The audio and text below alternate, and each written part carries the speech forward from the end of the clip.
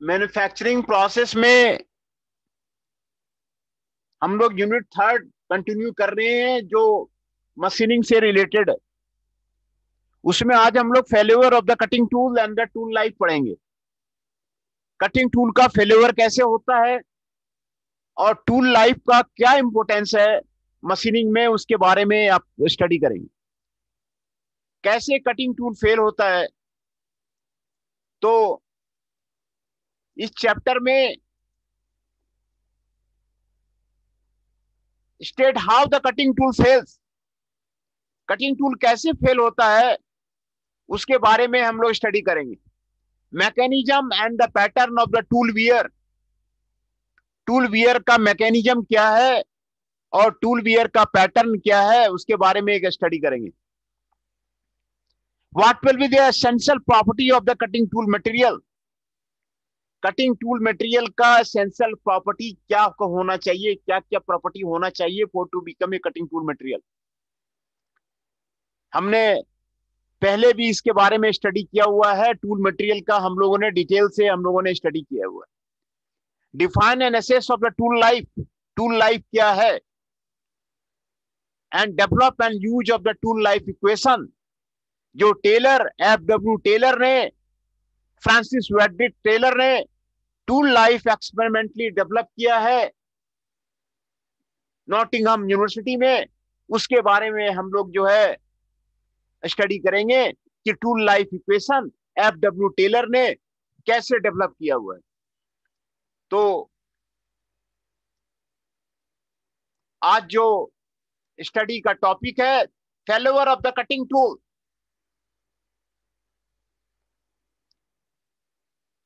जो आपका टूल जो है कैसे फेल करता है और कैसे जो है आपको rate of the wear of the tool आपको होता है। तो उसमें आपको कटिंग टूल मैकेनिकल ब्रेकेज होता है। मैकेनिकल ब्रेकेज जो आपको टूल में होता है वो एक्सेसिव फोर्स से होता है, शॉक से होता है। ज्यादा फोर्स लग रहा है, ज्यादा शॉक लग रहा है टूल पे, तो आपको मैकेनिकल ब्रेकेज हो जाएगा। इस तरह का जो फेल्योर है वो आपको रैंडम है, और ये आपको जानना जरूरी है कि कैसे जो है टूल फेल्योर होगा, ये आपको जानना जरूरी है। मैकेनिकल ब्रेकेज से आपका टूल फेल्योर होता है। दूसरा है इंटेंसिव स्ट्रेसेस लगने से, इंटेंसिव टेम्परेचर लगने से आपको जो प्लास्टिक डिफॉर्मेशन होता है, और ये आपको फेल्योर होता है। इंटेंसिव स्ट्रेस लगेगा, इंटेंसिव टेम्परेचर लगेगा, तो आपको टूल का जो है फेल्योर होता है। और तीसरा कारण है gradual wear, gradual wear of the cutting tool and its flanks and the rake surface. धीरे धीरे टूल जो है घिस जाता है ना।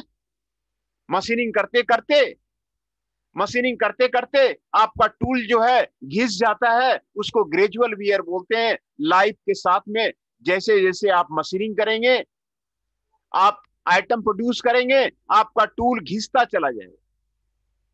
तो ये तीन तरह का आपको failure of the cutting tool आपको बताया जा रहा है। एक तो मैकेनिकल ब्रेकेज होगा जिसमें कि एक्सेसिव फोर्स लगेगा और शॉक्स लगेगा, उसमें आपको टूल फेल्योर हो जाएगा। दूसरा due to the plastic deformation, plastic deformation की वजह से आपको इंटेंसिव स्ट्रेसेस लगते हैं, इंटेंसिव टेम्परेचर और राइज होता है, उसकी वजह से आपको टूल फेल्योर हो जाता है। और तीसरा कारण है लगातार मशीनिंग ऑपरेशन होते रहने से आपको ग्रेजुअल वियर, आपको धीरे धीरे आपको रेक सरफेस में आपको ग्रेजुअल वियर होने लगता है, फ्लैंक वियर होने लगता है। ये आपको तीसरा कारण है आपको टूल फेल्योर का। दो जो ऊपर आपको मैंने आपको टूल फेल्योर का कारण बताया, एक तो mechanical breakage due to the excessive force and the plastic deformation के कारण, ये बहुत हार्मफुल है फॉर द जॉब। अचानक आपको टूल टूट जाएगा, और ये मशीन के लिए भी हार्मफुल है। ये आपको अचानक जो है शॉक लगेगा, आपका टूल टूट जाएगा, ये जॉब को भी हार्म करेगा, मशीन को भी हार्म करेगा। और इस तरह का जो टूल फेल्योर है आपको प्रिवेंट करना चाहिए कि ये जो आपको टूल फेल्योर आपको नहीं हो। दो तरह का जो टूल फेल्योर है आपको जो मैंने बताया, एक्सेसिव फोर्स के द्वारा और प्लास्टिक डिफॉर्मेशन के द्वारा, इसको आप हमेशा अवॉइड कीजिए कि मशीनिंग के वक्त आपका टूल फेल्योर नहीं हो। इससे जॉब में आपको हानि पहुंचेगी, आपको मशीन टूल में आपको हानि पहुंचेगी। तीसरा तरह का जो आपको टूल फेल्योर है ग्रेजुअल वियर, वो आप प्रिवेंट नहीं कर सकते हैं, वो आप धीरे धीरे आपको होता है। तो तीसरा जो आपको ग्रेजुअल वियर है उसको आप रोक नहीं पाएंगे, वो आपको धीरे धीरे होगा। तो ये आपको धीरे धीरे होता है। तो तीसरा जो ग्रेजुअल वियर है, ग्रेजुअल वियर हुआ इसका मतलब आपका टूल आपका खत्म हो गया, टोटल जो है आपको टूल जो है फिर से आपको चेंज करना पड़ेगा, है ना। तो टूल कैसे फेल होता है, क्यों फेल होता है, इसके लिए जो है आज का मैकेनिज्म को आपको समझना पड़ेगा। Total breakage of the tool और टूल टिप कैसे होता है, massive fracture at the cutting edge कैसे होता है, excessive increase in the cutting force और द वाइब्रेशन कैसे होता है, एवरेज वियर, फ्लैंक वियर और द क्रेटर वियर कैसे जो है इसको आपको लिमिट पे पहुंच जाता है, इसके बारे में R&D लेबोरेटरी में आपको स्टडी करना पड़ेगा, कैसे जो आपका टूल फेल्योर आपको होता है। मशीनिंग इंडस्ट्री में भी पावर कंजम्पशन पे आपको ये डिपेंड करता है, मैं एक्सेसिव वाइब्रेशन और एबनॉर्मल साउंड पे आपको आपका जो है टूल फेल्योर होता है। Total breakage of the tool होता है। डायमेंशनल डेविएशन होने पे आपका टूल फेल्योर होता है, और टूल फेल्योर होने के बाद जो है आपको सरफेस फिनिश पे आपको इफेक्ट पड़ता है, और जो चिप फॉर्मेशन होता है वो आपको सही नहीं होता है। ये आपका इफेक्ट है आपको टूल फेल्योर का, है ना। तो जो टूल फेल्योर है उसको स्टडी करना आपको जरूरी है कि टूल फेल्योर ना हो, टूल फेल्योर कैसे होता है, किस तरह का टूल फेल्योर होता है, उसको स्टडी करना आपको जो है आपको जरूरी है। जो टूल फेल्योर होता है ये आपको चार तरह का आपको काउजेज बताए जा रहे हैं, चार तरह का मैकेनिज्म बताया जा रहा है, इसके कारण आपको टूल फेल्योर होता है। मैकेनिकल वियर है, जो आपको एब्रेशन है, चिपिंग है एंड द डेलिमेशन है, आपको ये आपको मैकेनिकल वियर। एडहेशन है, फ्रैक्चरिंग है और फ्लेकिंग है, ये आपको मैकेनिकल वियर है। मैकेनिकल वियर से आपको टूल फेल्योर होता है। थर्मोकेमिकल वियर है, macro diffusion by the mass dissolution के कारण जो है आपको टूल फेल्योर होता है। Micro diffusion by the atomic migration के कारण आपको टूल फेल्योर होता है। केमिकल वियर के कारण आपको टूल फेयर होता है, और गैल्वेनिक वियर, जो ये आपको चार कारण आपको बताए गए हैं, ये चार कारण से आपको जो है ये आपको मैकेनिज्म है आपको टूल फेल्योर का, है ना।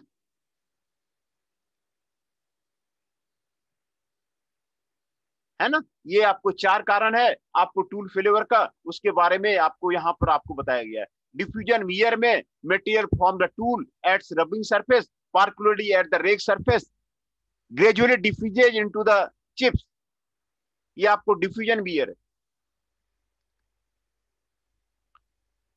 ये जो डिफ्यूजन वियर है आपको टेम्परेचर इंक्रीज करेगा तो आपको इंक्रीज कर जाएगा।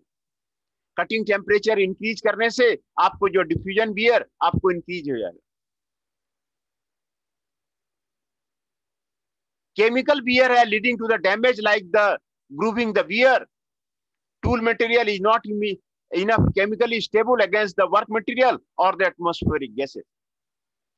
गैल्वेनिक वियर है, वो आपको इलेक्ट्रोकेमिकल डिसोल्यूशन है, और वो आपको tool material as a electrically conductive काम करता है, और उसमें इलेक्ट्रोलाइट जैसा काम करता है, कटिंग फ्लूइड एज इलेक्ट्रोलाइट, वो आपको galvanic wear.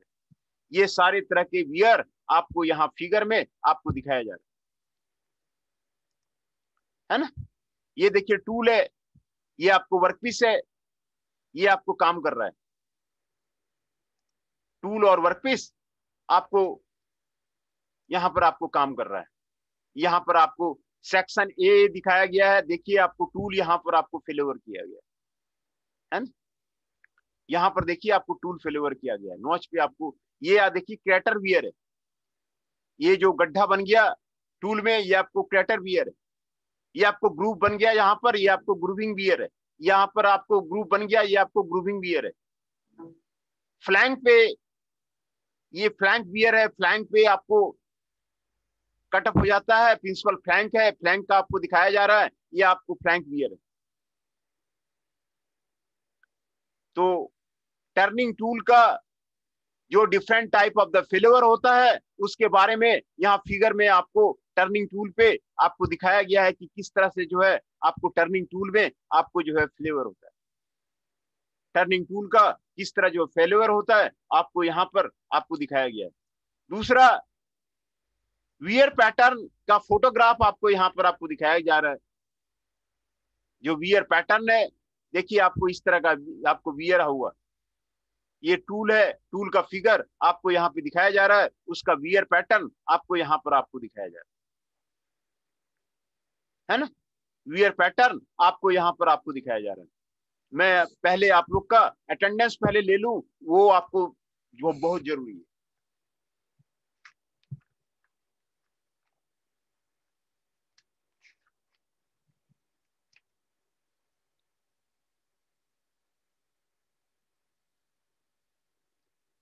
Aman Kushwaha ji 5 is present. Nitesh Mishra ji 23 is present. Ashutosh Singh ji 12 is present. Chanchal Kaushik ji 13 is present. Tushar Kanaujia ji 32 is present.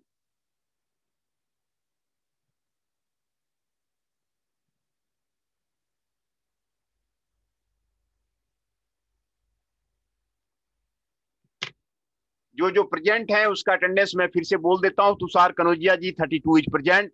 Chanchal Kaushik ji 13 is present. Ashutosh Singh ji 12 is present. Nitesh Mishra ji 23 is present. Aman Kushwaha ji 5 is present. तो हम लोग टूल वियर का पैटर्न के बारे में बात कर रहे थे। ये आपको फोटोग्राफिक व्यू है, लिया गया है टूल वियर का। ये आपको टूल इंसर्ट आपको दिखाया गया है और टूल वियर का फोटो आपको यहाँ पर आपको दिखाया जा रहा है कि किस तरह टूल वियर होता है ना। यहाँ पर भी आपको ये इंसर्ट है और इंसर्ट का आपको टूल वियर का pattern of the face milling insert का आपको यहाँ पर आपको दिखाया जा रहा है। ये आपको मेन कटिंग एज है, ये आपको एवरेज वियर आपको यहाँ पर आपको दिखा रहा है। इंटरमीडिएट कटिंग एज है, प्लेसनिंग एज है, आपको एवरेज वियर आपको यहाँ पे दिखाया जा रहा है। एवरेज वियर आपको यहाँ पर आपको दिखाया जा रहा है ना। एवरेज वियर आपको यहाँ पर आपको दिखाया जा रहा है।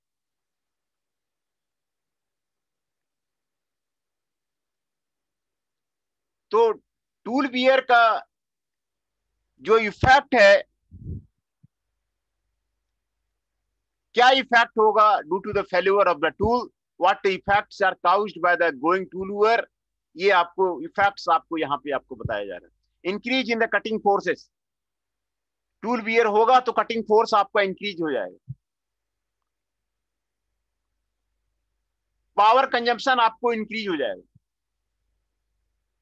जब फ्लैंक वियर होगा तो कटिंग फोर्स आपको इंक्रीज हो जाएगा, पावर कंजम्पशन आपको इंक्रीज हो जाएगा। एक ये इफेक्ट होगा। डायमेंशनल एक्यूरेसी आपका खत्म हो जाएगा, सरफेस रफनेस आपका बढ़ जाएगा। सरफेस रफनेस जो है आपको टूल वियर होने से सरफेस आपको ठीक नहीं मिलेगा, डायमेंशनली जो है आपको एक्यूरेट नहीं मिलेगा, है ना। ये आपको इफेक्ट होगा। सरफेस रफनेस आपको डिजायर्ड प्रॉपर्टी आपको नहीं मिलेगी, डायमेंशनल आपको सही प्रॉपर्टी आपको नहीं मिलेगी। आपको साउंड सही नहीं मिलेगा, साउंड चेंज हो जाएगा। वाइब्रेशन आपका बढ़ जाएगा, वाइब्रेशन आपका बढ़ जाएगा। सरफेस इंटीग्रिटी आपका जो है खराब हो जाएगा, सरफेस आपका जो है आपको आपको खराब हो जाएगा। आपका टूल टिप आपका कमजोर हो जाएगा। तो ये इफेक्ट है आपको टूल बियर का। ये 5 इफेक्ट आपको दिखाए गए हैं। टूल बियर होने के बाद आपको ये इफेक्ट होने लगता है ना। टूल बियर होने के बाद आपको कटिंग फोर्सेस इंक्रीज कर जाएगा, पावर कंजम्पशन आपको इंक्रीज इंक्रीज कर जाएगा, आपको डायमेंशनल डेविएशन होगा। सही डायमेंशन का आइटम प्रोडक्ट आप करना चाहेंगे, आपका नहीं होगा।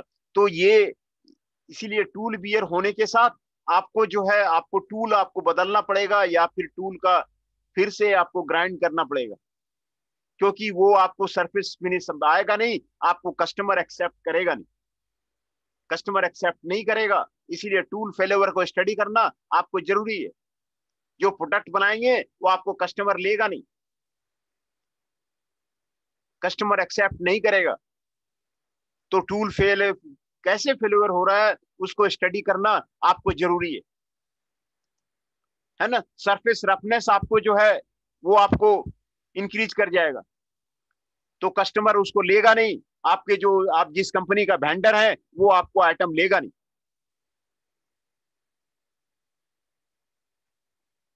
मशीन में वाइब्रेशन बढ़ जाएगा और मशीन को भी डैमेज करेगा, साउंड भी दूसरी तरह का होने लगेगा अगर टूल बियर हो गया है तो, है ना। तो ये सारे इफेक्ट होंगे आपके टूल बियर का, टूल बियर का आपको ये सारे इफेक्ट आपको होंगे। Essential property of the cutting tool material. What are the essential property of the cutting tool material? ये पहले भी हम लोग कटिंग टूल के बारे में जब हम लोगों ने पहला लेक्चर स्टार्ट किया था तो हम लोगों ने पढ़ा था कि कटिंग टूल का जो है कौन कौन से कटिंग टूल हो सकते हैं और क्या उसकी प्रॉपर्टी होगी, क्या उसकी कैरेक्टरिस्टिक्स होगी, उसके बारे में हम लोगों ने पढ़ा हुआ था, है ना। तो कटिंग टूल का कैसे कैसे ग्रोथ हुआ, पहले कौन सा कटिंग टूल वर्ल्ड में आया था, फिर उसके बाद कैसे कैसे ग्रोथ हुआ, उसके बारे में हम लोगों ने पढ़ा कि भाई ये जो कटिंग टूल मटेरियल है कौन कौन से। जैसे मैंने आपको पहले भी बताया कि इंडिया में हाई स्पीड स्टील ही ज्यादा यूज हो रहा है क्योंकि ये सस्ता है। हाई स्पीड स्टील ही आपको इंडिया में यूज हो रहा है क्योंकि ये सस्ता है। दूसरा कटिंग टूल मटेरियल यहाँ पर नहीं यूज होता है, वो आपको, तो आप एक्सपेरिमेंट कहाँ से करेंगे, आप रिसर्च पेपर कैसे निकालेंगे। हाई स्पीड स्टील में तो आपका प्रोजेक्ट बनता नहीं है, आपका research paper high speed steel में तो आता नहीं है। वो आपको क्यूबिक बोरॉन नाइट्राइड डायमंड वगैरह में चलता है, वहां पे रिसर्च चलता है। तो आप रिसर्च का ये सबसे बड़ा लिमिटेशन है इंडिया में कि मॉडर्न टेक्नोलॉजी अवेलेबल नहीं है इंडिया में। तो ये आपको पहले भी आपको लेक्चर लिया हुआ था हमने, तो ये सारे आपको कटिंग टूल मटेरियल का आपको प्रॉपर्टी है। हाई मैकेनिकल स्ट्रेंथ होना चाहिए, हाई कंप्रेसिव स्ट्रेंथ होना चाहिए, हाई टेंसाइल स्ट्रेंथ होना चाहिए, हाई रेसिस्टेंट होना चाहिए, फ्रैक्चर टफनेस होना चाहिए, हाई और एटलीस्ट एडिक्वेट आपको टफनेस होना चाहिए, high hardness for the abrasion resistance होना चाहिए, high hardness for the abrasion resistance होना चाहिए, हाई हॉट हार्डनेस होना चाहिए। हॉट हार्डनेस का मीनिंग भी पहले मैंने आपको समझाया था। हॉट हार्डनेस का मतलब होता है कि एलिवेटेड टेम्परेचर पे, ज्यादा टेम्परेचर पे हार्डनेस को मेंटेन करना। ज्यादा जब टेम्परेचर है, कटिंग टूल काम करते करते लगातार उसमें 5 घंटे 6 घंटे काम करते करते उसमें जो है आपका टेम्परेचर बढ़ जाता है। तो टेम्परेचर बढ़ जाता है तो बढ़े हुए टेम्परेचर पे भी जो है हार्डनेस मेंटेन रहे तो उसको हाई हॉट हार्डनेस बोलते हैं। तो हाई हॉट हार्डनेस आपको एलिवेटेड टेम्परेचर पे आपको टूल में आपको होना चाहिए। केमिकल स्टेबिलिटी होनी चाहिए। केमिकल स्टेबिलिटी का मतलब है हाइयर टेम्परेचर पे वो आपको वर्कपीस से रिएक्ट नहीं करे, वो आपको एटमॉस्फेयर से रिएक्ट नहीं करे। केमिकल स्टेबिलिटी होना चाहिए, इनर्टनेस होना चाहिए against the workpiece material, atmospheric gases and the cutting fluid. ये आपको बहुत ही इंपॉर्टेंट पॉइंट है कि ऐसा मटेरियल हो जो वर्क मटेरियल से आपको रिएक्शन नहीं करे, एटमॉस्फेरिक गैसेस से आपको रिएक्शन नहीं करे, और कटिंग फ्लूइड से आपको रिएक्शन नहीं करे। केमिकल स्टेबिलिटी का आपको यही मतलब होता है। Resistant to addition and the diffusion, diffusion को रेसिस्ट करे, डिफ्यूजन नहीं हो, वर्कपीस मटेरियल के साथ में डिफ्यूजन नहीं हो, एडहेशन स्टिकिंग प्रॉपर्टी नहीं हो, वर्कपीस मटेरियल के साथ आपको स्टिक नहीं कर जाए, यह बहुत इंपॉर्टेंट प्रॉपर्टी है। वर्कपीस मटेरियल के साथ में आपको स्टिक नहीं कर जाए। Thermal conductivity, low at the surface to resist incoming of the heat, and high at the core of the quickly dissipate the heat entered. High heat resistance and the stiffness होना चाहिए आपको, heat resistance आपको high होना चाहिए, stiffness आपको high होना चाहिए।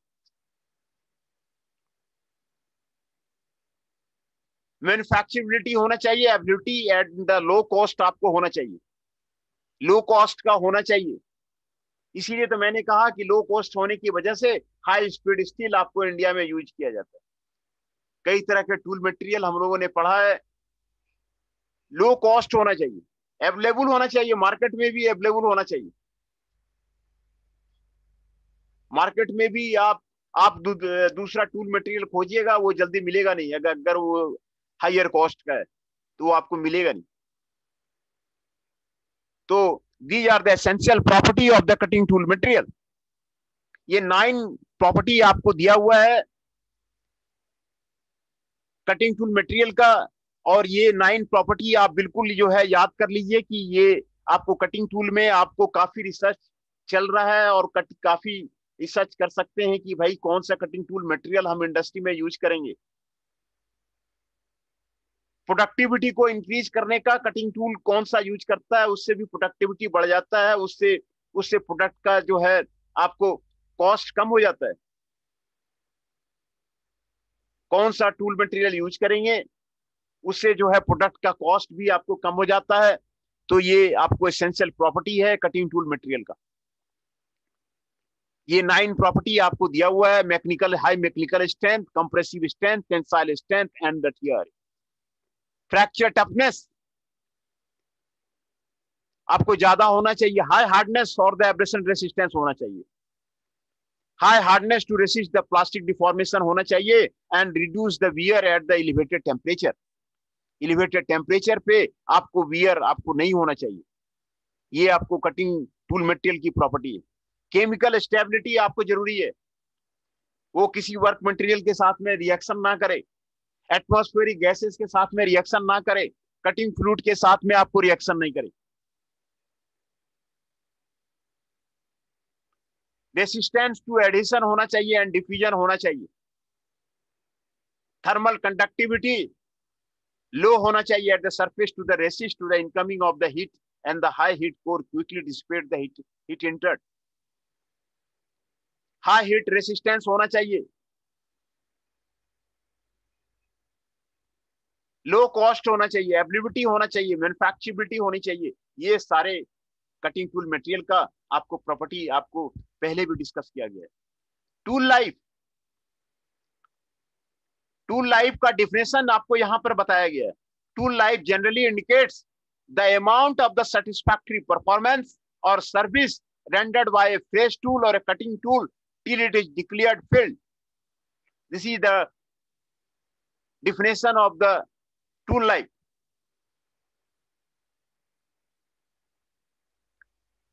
है ना? R&D में actual machining time period by which a fresh cutting tool satisfactory works, after which it needs replacement or the reconditioning. Tool life का मतलब है कि वो टूल उतना दूर तक काम करेगा जबकि उसको रिप्लेसमेंट का या रिकंडीशनिंग का आपको जरूरत नहीं पड़े। ये डिफिनेशन है टूल लाइफ का। Tool life means the span of the actual machining time. Actual machining time कितना है एक टूल से, एक टूल से कितना एक्चुअल मशीनिंग टाइम है, ये आपको टूल लाइफ है। A fresh tool can work before attaining the specified limit of the tool wear. ये आपको बताता है। It is decided by the machining time till the flank wear और वीबी रीचेज 0.3 mm और the crater wear KT reaches 0.15 mm, है ना। ये आपको बताया जा रहा है। इंडस्ट्री और द शॉप फ्लोर में the length of the time satisfactory service or amount of the acceptable output by the face tool period it is required to replace or the recondition। Replace करने का और recondition करने का पहले जो आपको life है, टाइम है, उसको टूल लाइफ बोलते हैं, है ना। टूल लाइफ उसी को बोलते हैं। Assessment of the tool life कैसे असेस करेंगे, टूल लाइफ को कैसे असेस करेंगे, तो ये सारे मेथड है टूल लाइफ को असेस करने का। Number of pieces work piece machine, एक टूल लाइफ से कितने वर्क पीस आपने मशीन किया है, कितने वर्क पीस बनाए जा सकते हैं, वो आपको टूल लाइफ का असेसमेंट है। Total volume of the material removed, कितना मटेरियल जो है आपको रिमूव किया गया, ये आपको उसका असेसमेंट है। और total length of the cut, कितना लेंथ आपने कट किया, उसका ये असेसमेंट है, assessment of the tool life, है ना। ये आपको assessment of the tool life है। तो आज जो है यहीं तक आपको मैं रहने देता हूं और कल इसको कंटिन्यू करूंगा, फिर से इसको मैं आपको रिवाइज कर देता हूं।